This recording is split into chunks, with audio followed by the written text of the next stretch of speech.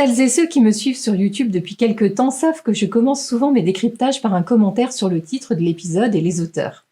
Vous avez dû constater que je m'agace parfois du choix du titre en version française. En fait, ce qui me rend dingue, façon de parler, c'est que les auteurs de la série prennent un soin tout particulier au choix de leur titre.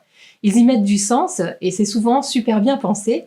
Et malheureusement, le choix du titre pour la version française ne fait pas toujours honneur à ces recherches. Le compte à rebours indique que nous sommes à 23 jours de la diffusion de la saison 7 et l'épisode du jour est l'épisode 11 de la saison 4. Et si je vous parle justement des titres version française aujourd'hui, c'est parce que celui de l'épisode 11, Tel père, telle fille, ne correspond absolument pas au titre original, If Not for Hope.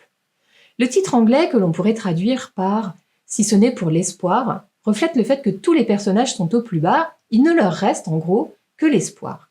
Et c'est un thème qui est présent dans l'épisode. Espoir pour Roger qui se relève lors du gauntlet, cette haie d'horreur, j'ai appelé ça la haie d'horreur dans mon décryptage.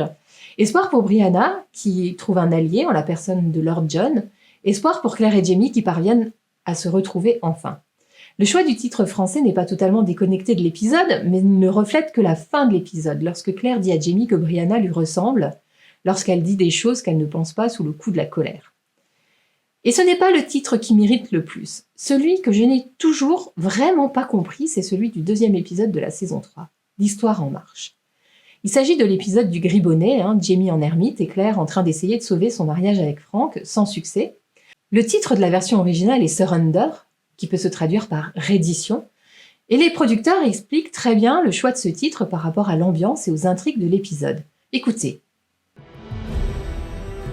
The episode we called Surrender to have the double meaning that Jamie, in the end, must surrender to the British to save his family. And Claire, living her life in Boston, is trying to surrender to her new life to Frank and to her feelings. It's the parallel between them in this episode.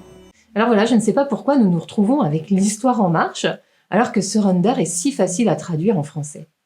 Parfois, les titres sont traduits littéralement et cela ne choque pas. Je pense à l'épisode 9 de cette saison, Les oiseaux et les abeilles. Mais en français, nous perdons une nuance importante car l'expression « the birds and the bees » en anglais est notre équivalent de « des roses et des choux ».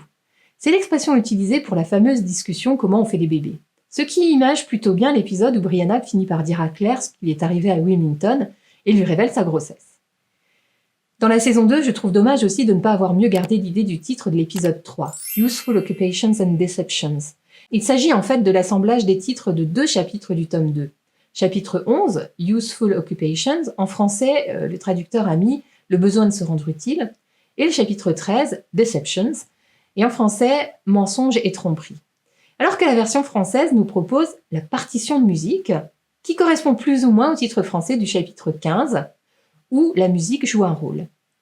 Ici, le titre français met l'accent sur l'intrigue, alors que le titre anglais met l'accent sur les personnages, leurs émotions, leurs ressentis. Et avouez que ce n'est tout de même pas la même chose.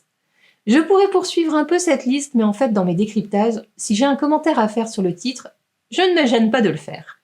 Concernant les titres des épisodes de la saison 7, à l'heure où je réalise cette capsule, leur traduction française n'est pas encore connue. Stars a dévoilé les titres en anglais le 9 avril, et j'en propose une interprétation et une traduction sur mon site internet, et une explication aussi en live dans mon journal d'actu du 9 avril. Nous verrons bien au moment de la sortie. Est-ce que vous aussi vous êtes sensible au titre des épisodes ? Ou alors finalement, cela n'a pas d'importance pour vous? Dites-le en commentaire. Demain, je vous parle de la manière géniale dont David Berry, Lord John, investit son personnage. S'il vous plaît, ne partez pas sans liker. À très vite, prenez soin de vous.